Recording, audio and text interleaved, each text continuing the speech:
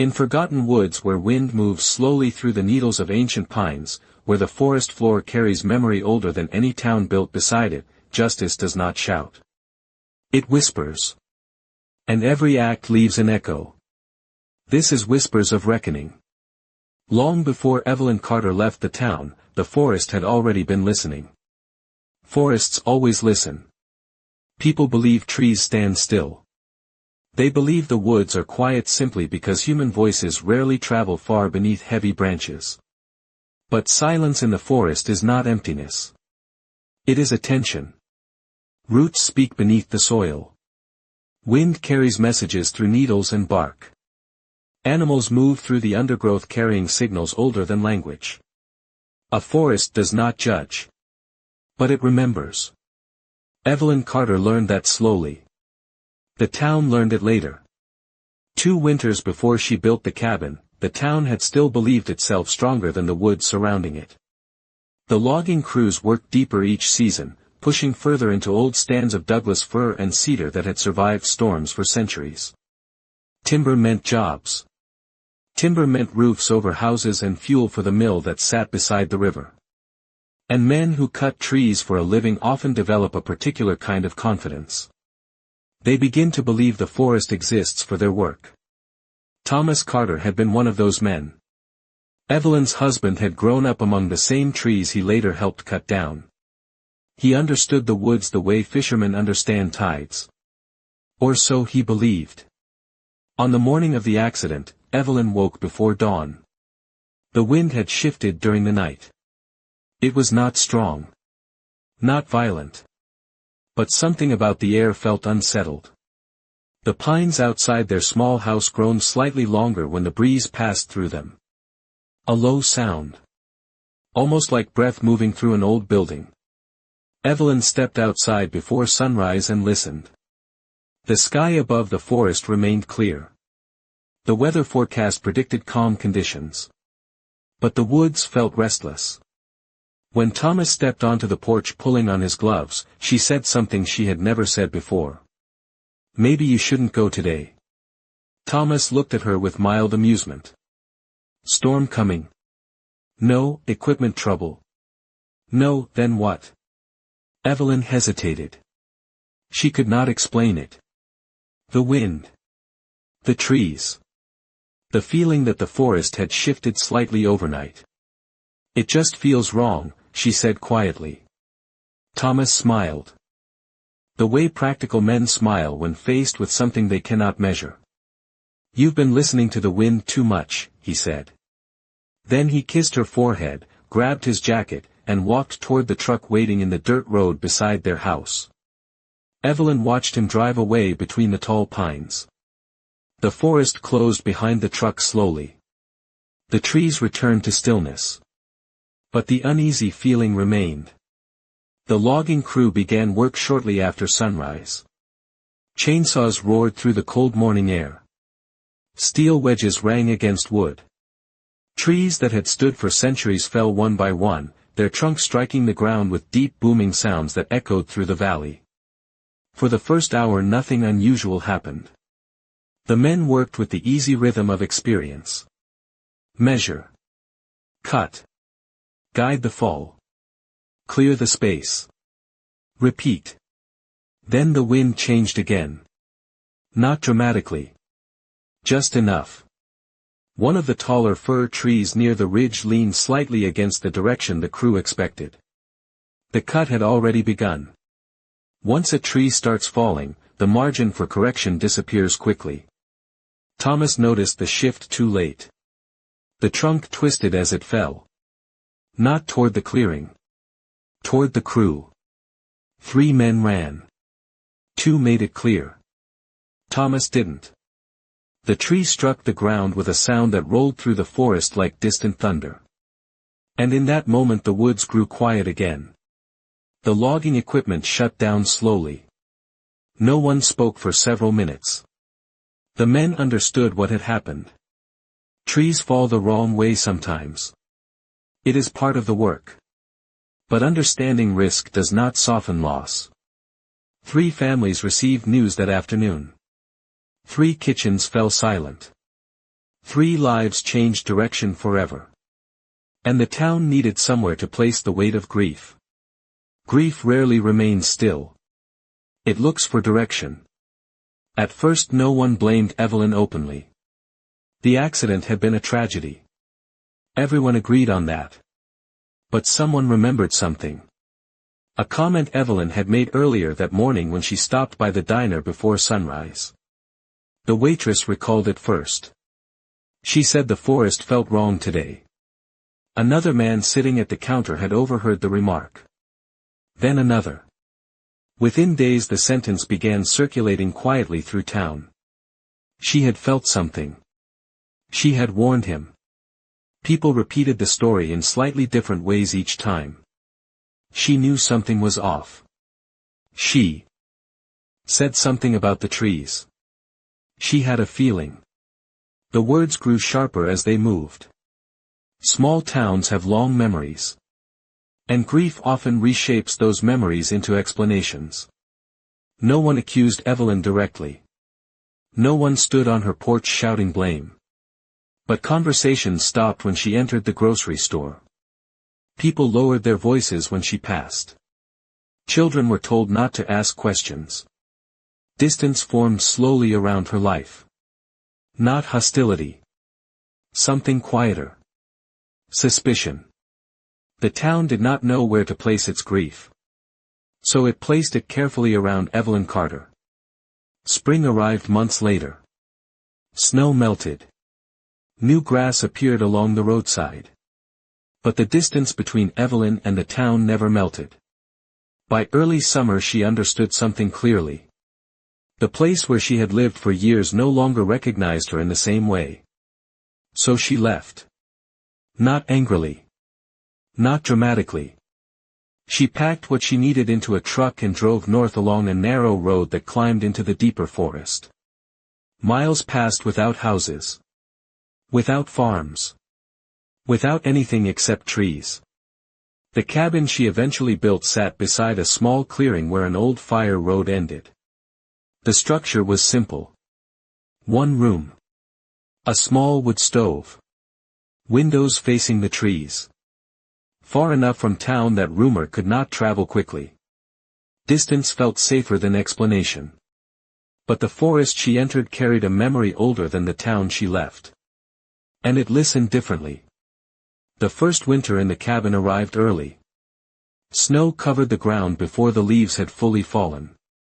Cold settled into the woods with quiet persistence. Evelyn prepared carefully. She chopped wood. Stored dried meat. Collected snowmelt for water. The routines of survival filled the long days. She expected no visitors. She preferred it that way. The forest was quieter than town life. Honest. Trees did not whisper behind your back. Animals did not invent stories to explain tragedy. The woods simply continued existing. Balanced. But deep winter has its own language. The wind grows sharper. The nights grow longer. And sometimes the forest moves in ways that remind those who live within it that isolation is never complete. One evening near the end of January, as dusk settled between the tall pines, Evelyn heard something outside. Not wind. Not the crack of ice shifting on branches. Something softer. A low strained sound. Almost like a breath. Then. It came again. A whimper. Evelyn set the knife she had been using to trim dried venison onto the table and stepped toward the door. Snow creaked beneath her boots as she stepped outside. The forest stood silent around the cabin. But near the edge of the tree line, something moved. A wolf. Thin. Limping. One rear leg bent at an unnatural angle. The animal stood still, watching her. Their eyes met across the narrow clearing. The wolf did not snarl. It did not growl. It simply stood there. Listening. And the forest listened with it. Evelyn did not move at first. The wolf stood near the tree line where the last light of dusk fell between the pines. Its fur looked thin beneath the winter coat, the ribs faintly visible when it shifted its weight. The injured leg hung slightly behind the others. A clean animal would have fled the moment a human stepped outside. But this one remained. Watching. Measuring.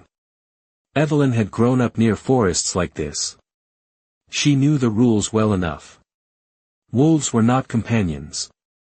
They were not symbols from stories meant to comfort lonely people in the woods. They were hunters. Hungry animals in deep winter could become unpredictable. The sensible thing would have been to return inside. Close the door. Let the forest continue balancing itself without interference. Predators and prey had managed that balance long before cabins existed. Evelyn rested her hand on the door frame. The wolf's breath moved slowly in the cold air. A faint cloud of white mist appeared each time it exhaled. The animal did not advance. But it did not leave either. Something in its gaze unsettled her. Not aggression. Something closer to recognition. Isolation. Pain. The feeling of being misunderstood by the place you once belonged. Evelyn stepped back inside the cabin and closed the door. For several seconds she stood there with her hand still resting on the latch. The fire crackled quietly in the stove behind her. Wind moved through the trees outside with a low whisper. The wolf remained beyond the door. She knew that without looking. The forest had grown very still. Evelyn walked slowly to the small wooden table beside the stove. A strip of dried venison rested on a cloth beside the knife she had been using earlier. Food stores during winter were measured carefully. Every portion mattered. Every mistake carried consequence. Weeks later. She picked up the venison. Turned it in her hands. Then she wrapped a smaller piece from the strip and walked back to the door. Cold air rushed into the cabin as she opened it again. The wolf remained exactly where it had been. Watching.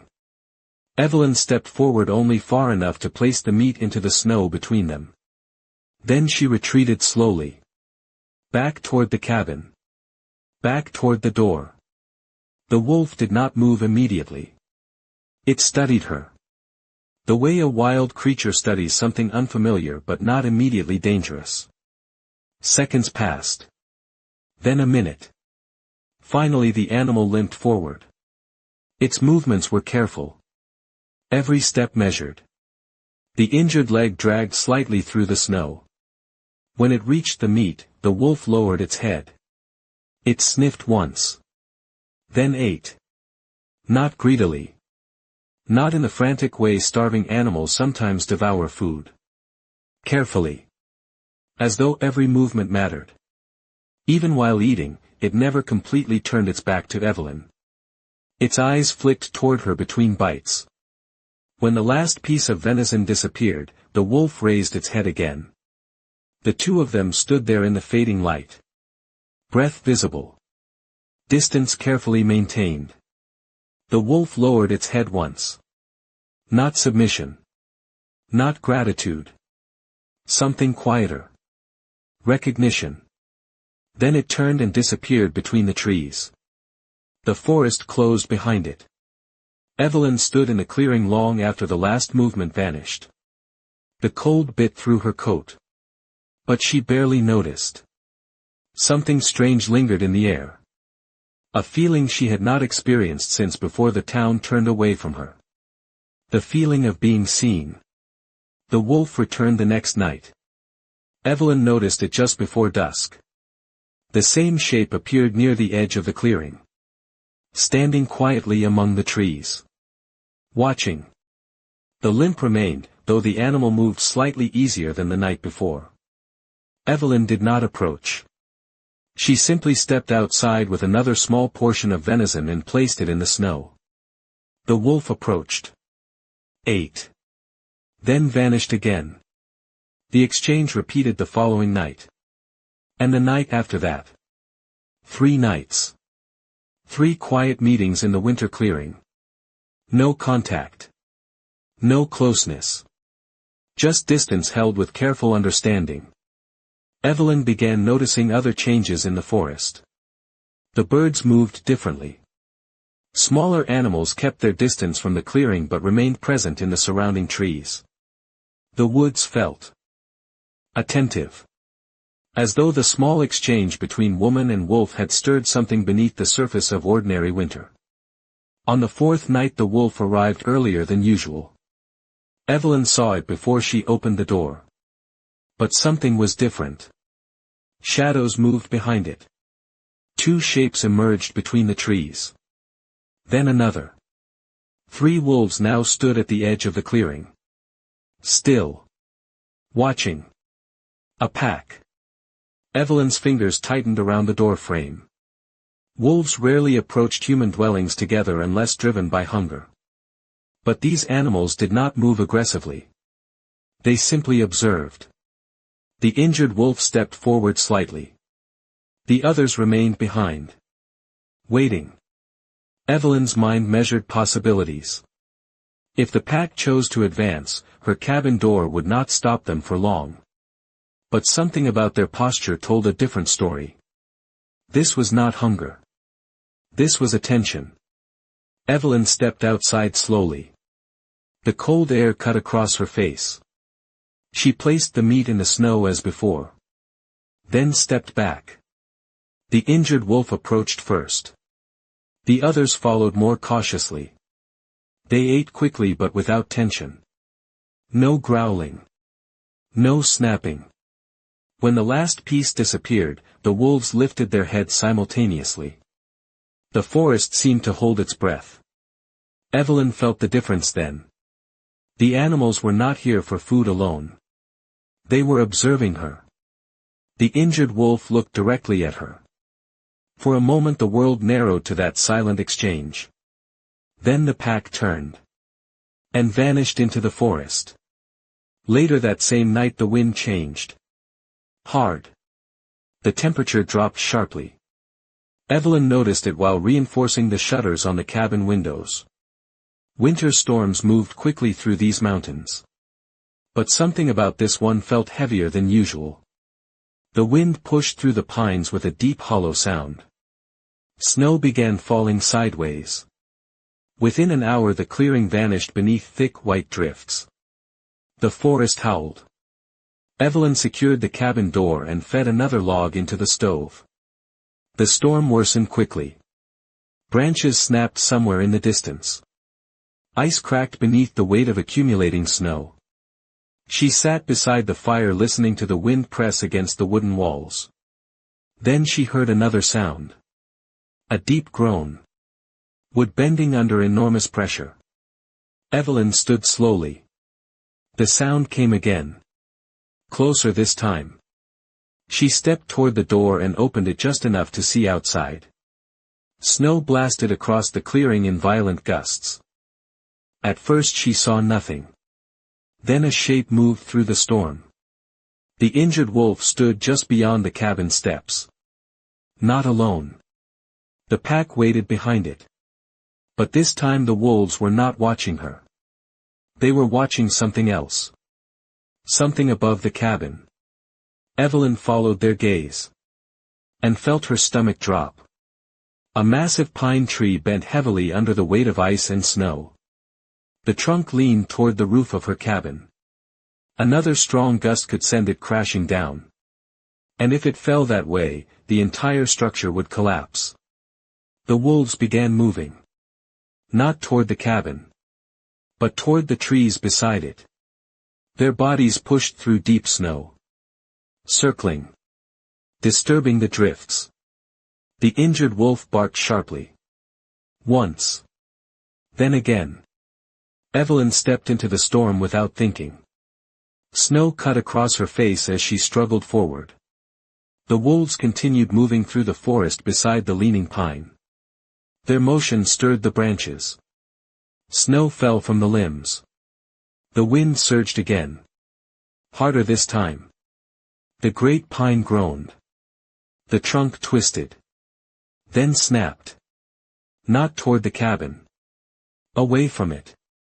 The massive tree crashed into the snow several yards from the roof. The ground shook with the impact. Then silence returned. The wolves stood still for a moment, watching the fallen trunk.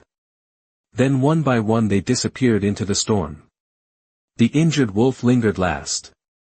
It looked toward Evelyn once more, then vanished between the trees. Morning arrived slowly. The storm had spent itself during the night, leaving the forest buried beneath thick snow and pale winter light. Evelyn opened the cabin door cautiously. Cold air rushed inside. The clearing looked completely different. Drifts had reshaped the ground into smooth white waves. Branches sagged beneath frozen weight. The sky above the pines glowed faintly silver where sunlight filtered through thin clouds. For several seconds Evelyn simply stood there, listening. The forest had returned to quiet. But it was not the same quiet that existed before the storm. This was the quiet of something that had already moved. She stepped into the snow. The fallen pine lay exactly where the wolves had forced the wind to shift it.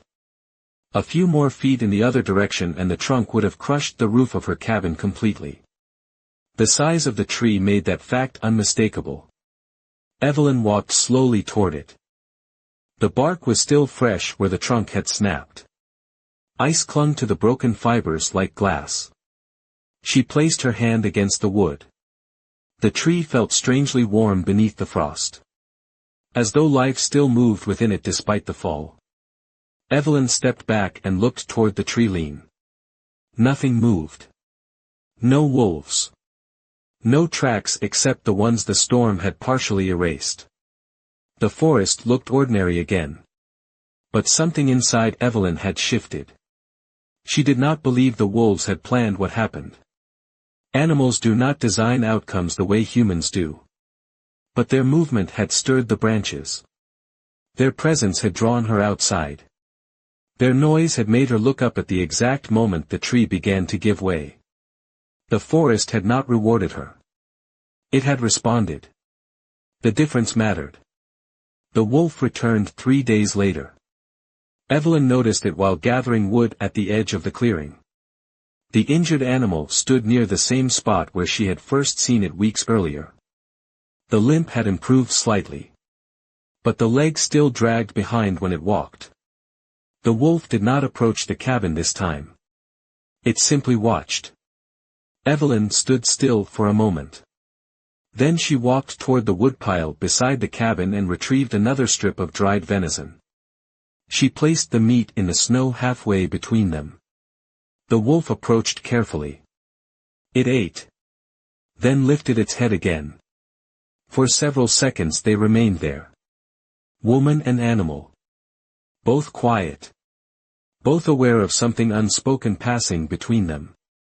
Then the wolf turned and moved back toward the trees. But before it disappeared, something else caught Evelyn's attention. A figure stood deeper in the forest behind the wolf. At first she thought it might be a tree trunk she had never noticed before. The shape was tall. Still. Partially hidden by branches. Then it moved. A man stepped slightly forward into the filtered winter light. Evelyn's breath caught. He had been standing there long enough that she could not say when he had arrived. His coat was dark. Simple. Dust clung faintly to his boots as though he had walked a long distance. But the strangest thing was his stillness. He did not move like someone who had been hiking through snow. He moved like someone who had simply appeared there. Watching. The wolf glanced briefly toward him. Then continued into the trees. The man remained. Evelyn's instinct told her to step back toward the cabin. But curiosity held her in place. The man approached slowly. Not threatening.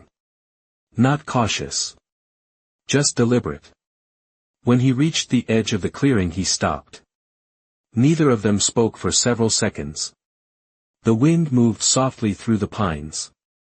Evelyn finally broke the silence. You've been standing there a while. The man nodded once. The forest is patient, he said. His voice carried a calm tone that seemed oddly familiar. Not in the way voices sound familiar because you have heard them before. But in the way certain truths feel familiar even when spoken by strangers. Evelyn studied him carefully. You followed the wolf? No, then what are you doing out here? The man looked briefly toward the fallen pine near the cabin. You listened, he said. Evelyn frowned slightly. To what? The moment that asked for attention. She felt irritation rise. I fed a wolf, she said. That's not exactly mysterious. The man shook his head slightly. You recognized pain without needing permission from anyone else. Evelyn folded her arms. That doesn't explain why you're here. The man stepped closer to the edge of the clearing. The forest remembers choices, he said. Evelyn looked around at the surrounding trees. You think feeding an injured wolf made the forest drop that tree somewhere else? No, the man's voice remained calm. But it changed where you stood when the moment arrived. Evelyn considered that. She had been outside because of the wolves. She had been watching the tree because the injured wolf had barked. Without that chain of small decisions she would have remained inside the cabin when the trunk fell. She might never have known how close the storm had come to ending her life. The man continued. Balance is rarely dramatic, he said. Most of the time it moves through small acts. Evelyn studied him again. You talk like you've seen this before. The man smiled faintly. Many times. A gust of wind passed through the forest canopy. Pine needles whispered overhead. Evelyn noticed something else then. The man's boots had left no tracks in the snow. She stared at the ground behind him. Clean white snow stretched all the way to the treeline. No footprints. No sign of his arrival. Evelyn looked up again quickly. Who are you? The man considered the question. Then he looked toward the forest where the wolf had disappeared. A witness, he said quietly. To what? The man turned back toward her. To the way the world adjusts when someone chooses care instead of distance. Evelyn felt a strange sensation then. The same feeling she had experienced the night she first fed the wolf. Being seen. Not judged. Just recognized. Before she could ask another question, the man stepped backward toward the trees. You're leaving? She asked. The forest has already answered, he replied. Then he turned. Within seconds the branches swallowed him. Evelyn walked quickly toward the treeline. But when she reached it, the woods stood empty. No footprints. No movement. Just the quiet winter forest stretching endlessly between the trees. Evelyn stood at the edge of the trees for several minutes after the man disappeared. The forest had swallowed him the same way it swallowed everything else that moved within it. Quietly. Without explanation. She searched the snow again for footprints. Nothing. The surface remained smooth and untouched except for the faint trail the wolf had left earlier. Evelyn stepped slowly back into the clearing. The cabin stood exactly where it had stood the night before. The fallen pine remained several yards away, its massive trunk buried partly beneath fresh snow. Everything looked ordinary. But the quiet felt different now. Not empty. Aware. She walked toward the fallen tree again and rested her hand against the bark. For years Evelyn had believed the forest simply existed. Trees grew. Animals hunted. Storms passed. Humans either survived the wilderness or they didn't. Simple. Neutral. But the last few weeks had unsettled that belief. The injured wolf. The pack. The storm. The way the tree had fallen just far enough away from the cabin to spare the roof. None of it felt like reward. Nature did not reward kindness. It did not punish cruelty. But it responded. Small actions moved through the system like stones dropped into still water. Ripples traveled outward. Sometimes those ripples returned. Evelyn brushed snow from a section of the fallen trunk. Something caught her eye. A pattern carved into the bark. Not deeply. Not recently. Just visible enough where the snow had slid away. She leaned closer. The shape was simple. A spiral. The carving looked old. Weather had softened its edges. But the form remained clear. A small line circling inward. Toward a center point. Evelyn traced it lightly with her fingers. She had never seen the marking before. Yet something about it felt strangely familiar. As though it belonged to a language she almost understood. The forest wind moved gently through the branches overhead. Evelyn stepped back from the tree. The spiral disappeared again beneath drifting snow. But the image remained in her mind. Weeks passed. Winter slowly loosened its hold on the mountains. Snow melted from the clearing. The creek that ran behind the cabin began moving again beneath thin ice. Evelyn returned to her routines. Chopping wood. Repairing tools. Walking the forest paths near her home. But the woods no longer felt like a place she had retreated into. They felt like a place she had joined. The wolves appeared occasionally at the edge of the clearing.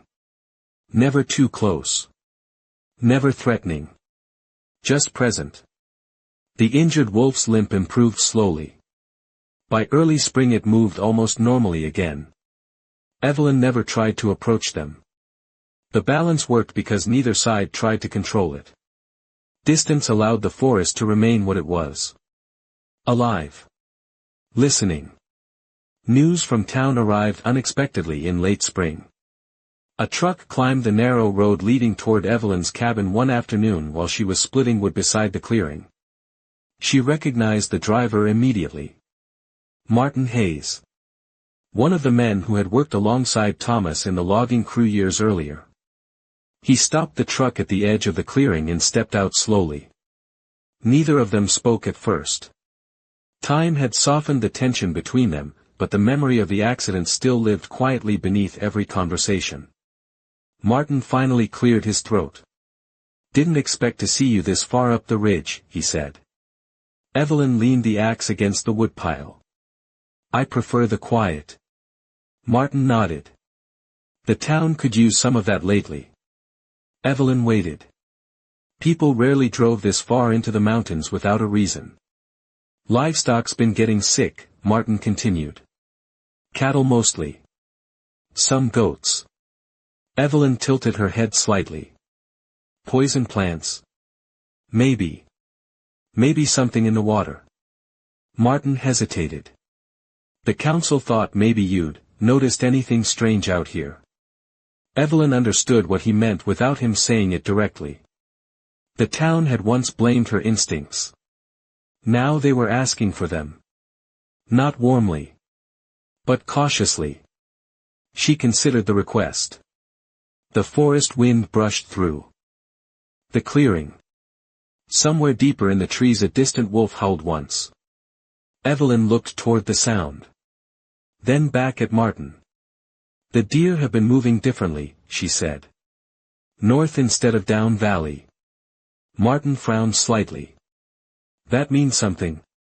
"It means something changed before the sickness showed up." She wiped her hands on her coat. "I'll come down tomorrow and take a look." Martin seemed relieved. Not grateful. But relieved. That was enough. Evelyn returned to town the next morning for the first time in nearly 2 years. The streets looked smaller than she remembered. The mill still hummed beside the river. Children still rode bicycles along the gravel roads. But the people watched her differently now. Not with suspicion. With curiosity. Word spread quickly that Evelyn Carter had come back to help investigate the livestock illness. She examined pastures. Checked water sources. Observed the movement of birds and small animals along the fields. By afternoon she had found the cause. A fungus spreading through damp hay stores after the unusually wet winter. The solution was simple. Discard the contaminated feed. Dry the barns properly. Rotate grazing areas until the fields recovered. The town council listened carefully. For the first time in years, Evelyn felt the weight of their attention without the shadow of blame behind it. When the meeting ended, Martin walked her back toward the truck. "You staying in town?" he asked. Evelyn shook her head. "The cabin suits me." Martin nodded. "The woods treat you all right?" Evelyn glanced toward the mountains rising beyond the town. "Yes," she said. "They listen." Martin didn't fully understand the answer. But he didn't question it either. Summer arrived quietly. The forest turned green again. Sunlight filtered through the canopy in long shifting beams. Evelyn stood outside the cabin one evening watching the wind move across the tops of the pines. The air smelled of warm earth and resin. Somewhere in the distance wolves howled. Not mournful. Not lonely. Simply announcing their presence across the hills. Evelyn closed her eyes for a moment. She no longer felt like someone hiding from the world. She no longer felt like someone blamed for tragedy. The forest had not forgiven her. Because it had never judged her. It had simply reflected her choices back through the quiet machinery of balance. She had fed a wounded wolf during winter. The forest had remembered. Not in words. Not in gratitude. But in the way a storm bent a tree away from her roof. In the way a pack of animals moved through snow to draw her attention to danger. In the way the town eventually asked her to listen again. Small actions moved through the world in ways no one could predict. But they moved. They echoed. Evelyn opened her eyes. The wind shifted softly through the branches. Somewhere beyond the tree line she thought she saw movement. A figure standing between the pines. Watching.